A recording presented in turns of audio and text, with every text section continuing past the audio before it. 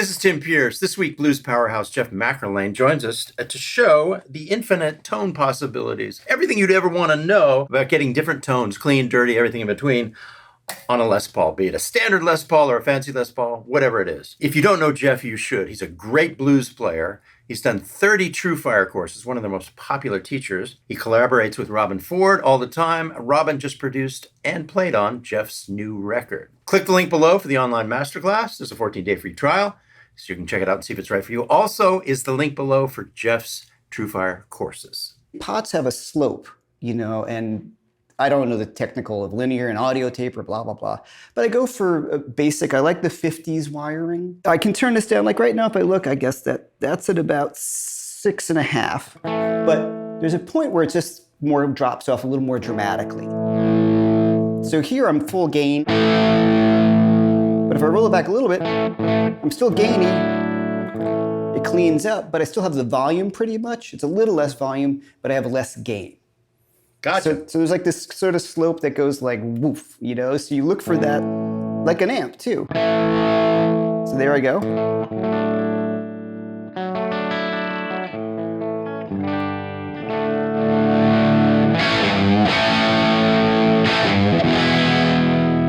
So I look at that as my beginning solo level too. Like, really classic rock kind of blues tone. And if I want to kick it over the top, then I'll have a pedal on the floor to push it to that next level, And I might have a few flavors of that, a little more. For the gig or whatever what I'm looking for. So I look at the volume knob is my clean tone to my heavier rhythm to my first stage lead tone, or maybe the whole lead tone if I have depending on the gig and the volume of everyone, if everybody's interacting.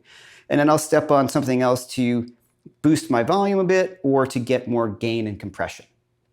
So that's just, I feel so much better about the guitar that way. So now, well, you stay in the healthy part of the slope, basically. Yes. So every pod has a slope where it's healthy, it gets cleaner, and then it drops off and it's a little too thin sounding. That's what you're trying to avoid. You're trying to stay in the healthy part of it. I like that. Yeah, that's a great way of putting it.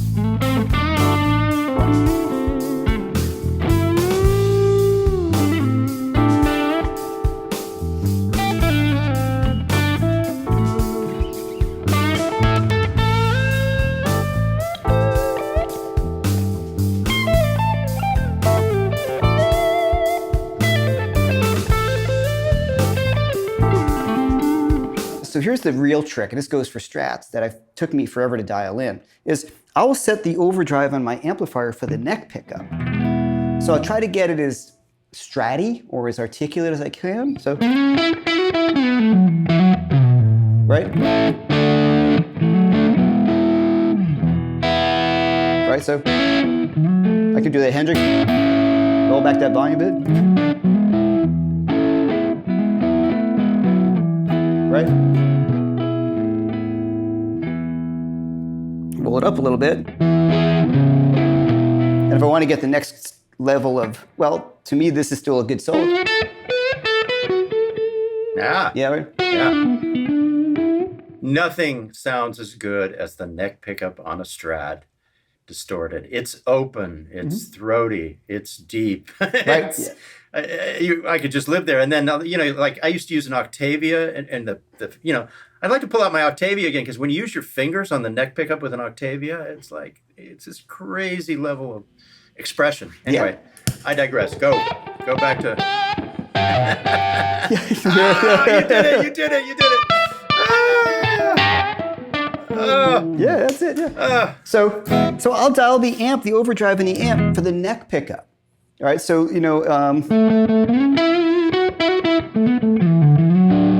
try to get it as stratty as I can.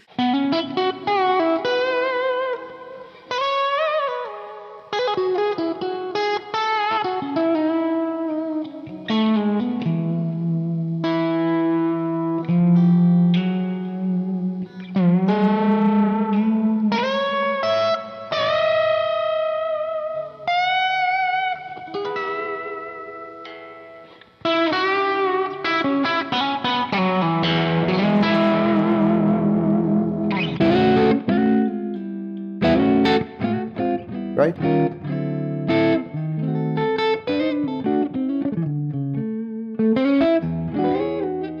Yeah, it's live. It's live.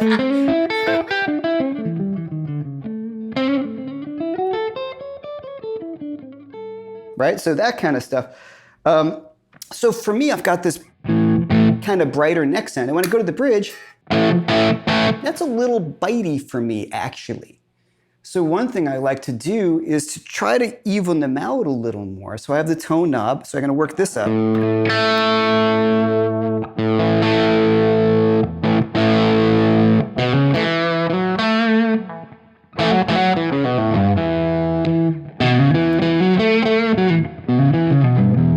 So if it's all the way up, I feel like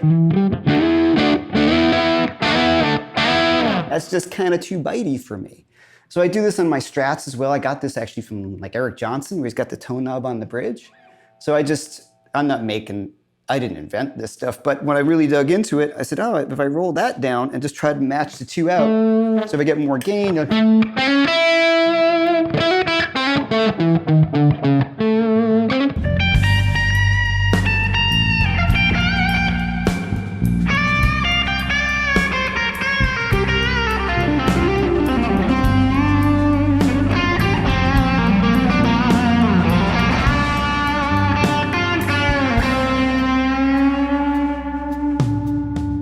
What are the pots called that you use? It's a company called VIP, Vintage Inspired Electronics is the company, I believe. And the VIP pots. And they're just VIP pots. Yeah. And they're just, at the 50s slope, they copied the actual slope of the pot. I think at their 550K, if I'm not mistaken, they went for that. And then I have the 50s wiring, which the reissues, this is a 59 reissue, come with. But the weird thing about the 50s wiring is that you don't need a treble bleed on the yeah. So the resistance comes later. This is what somebody so graciously explained. So if I roll back my volume,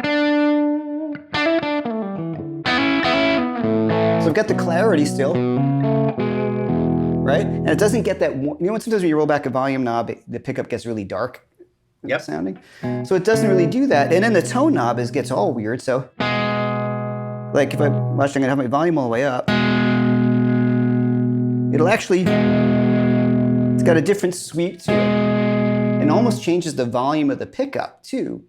I don't know exactly the science of why it works, but when you start to mess with it, there are all these more intricate sounds that you can get out of it. Like if you have a one pickup junior, like all the guys, like Leslie West gets the greatest guitar sounds out of a one pickup guitar because he's working all this stuff. So I found with the 50s wiring, it really worked for me to explore what I heard my heroes doing. And Page, like I said, would do the middle and do exactly what you're saying, dial in more volume for that. And I believe Demiola does that too when he was playing Les Pauls.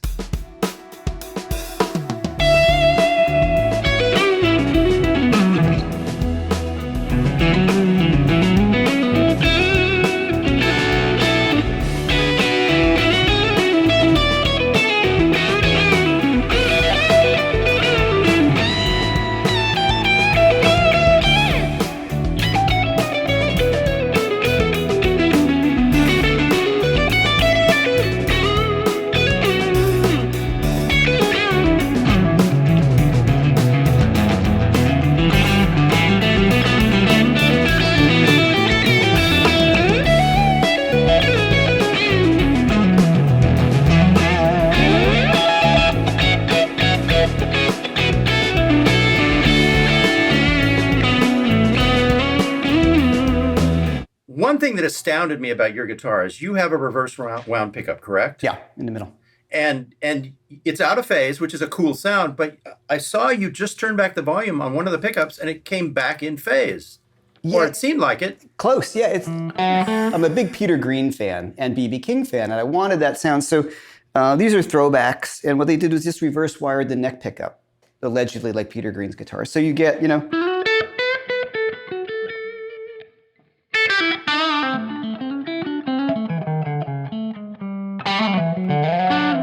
And then what's really cool is if I roll back the neck pickup, watch, like by 2 clicks almost, it gets out of, it's less in phase. So, and just watch. Yeah. It's like it's back to the standard stock middle position. Right. So yeah, if I want to get that, great. that middle position. So you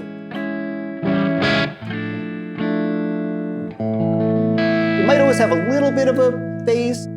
Yeah. There's still a little phase, but you can get close enough where it's still really useful. And then I get that sound that BB gets and Peter gets that I just love so much. And then you were also telling me that in the middle position, you'll use the volume knobs to bleed in more or less bass. Mm-hmm. And then sometimes you'll take your hand and do both volume knobs at the same time. Yeah. Which I've never done before, but it's really it's really designed for that. You can just put your hand right down here and go, yep, roll them at the same time. Yeah. It's cool. Which is the angle, which I assume Les did that on purpose. And the woman tone, you just use the neck pickup, roll it all the way down, and a little more gain, you get that great over, like.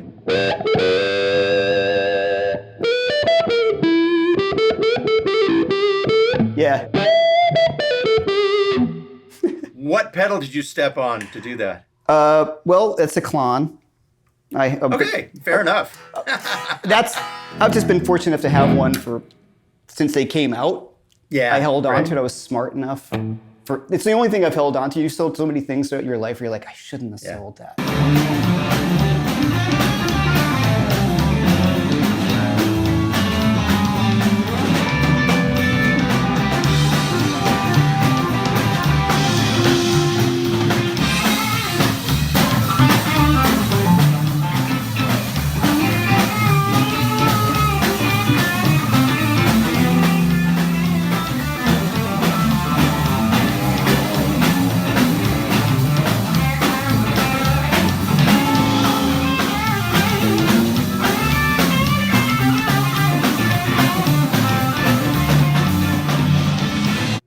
Is that guitar the one you bought from Robin Ford? No, I have. No, I got a guitar from Robin, which was an old one. I bought his old Les Paul, which was. Oh. Yeah, that's a different. That's that. Oh. That's a 52 that you might see Robin play quite a bit. It was quite a stretch and an investment. So I had to look at it as like, I unloaded a lot of things, but since Robin's one of my really good friends, we worked it out and came to a good deal with it. So that. How was your wife? What conversation did you have with your wife at that moment? Was she on board immediately, or did it take a little bit of little bit of talking to? But it is true. I'm sure you found this about your favorite 335. I've heard you talk about, right? Like when you play it, there's just something magic about some older guitars that just cannot be replicated. And it was one of those things where the conversation was like, you only live once. And you do this professionally, and it's what you do, and this is a rare opportunity to get your friend / one of my greatest influences, guitar. We've been working together and recording together, and that guitar's on the record. You know what I mean? Like, so it was just one of those things that I did what I had to do. Well, and you'll either hand it down to your kids. Yeah. Or if you ever do decide to sell it, it has provenance, and it's your provenance and his provenance, right. And it's actually gaining value. So a guitar like that, right? It's your life and his life and your friendship, mm-hmm. And it actually, you would have been stupid not to buy it. So let's be honest. Well, you had to buy it. It's funny. You really had to. I'm very close with my brother, fortunately, and he and I had the discussion. Yeah. He's like, are you telling me you're thinking about not doing what you got to do to get that guitar? And I'm like, well, it's just, no matter what, it's still more money than I've ever spent on a guitar, And he's like, it's Excalibur, dude. You know what I mean? Like, that's your friend. And he played it for a long time. And Robin is a funny cat. He's always looking for different things. He played it for a long time. And frankly, what he said when I was looking at some vintage guitars, I just thought about it because I played his. And I was like, there's something really going on here. He just said, I'd like you to have this. I think you should have this guitar. So let's see what we can do. Let's talk about it and figure it out. And he sent it to me and let me play it for a few months before I decide. You know what I mean? Like, we're very good friends. I mean, I've sent him my guitars. He's got one of my guitars working on his record right now as well, you know. Just tell me a little about your new record, and I think Robin is a big part of it, right? Sure. Yeah. Well, yeah, definitely. Well, we'd been friends for a while, and we'd been working together on workshops. I would teach at his dojo with him. We do those together all the time, and we did a lot of playing on stage. And he just said one day, "Hey, man, why don't we just do a record together?" And I'm like, okay. So he wanted to get into producing. He just moved to Nashville, so he offered to produce the record, and he played on it. So he's on all the tracks. He wrote half the songs. I wrote half the songs. But he was really wanted it to be my record with him, you know, Jeff McErlain featuring Robin Ford, because he was awesome. He's just like, no, it's you. It's your record. I want this to be about you. So it's kind of like a duo record, but it's under my name. To his credit, he didn't want to call it his name because he didn't want to overshadow me, which is so awesome, you know. It is awesome. Yeah, it's great. Yeah.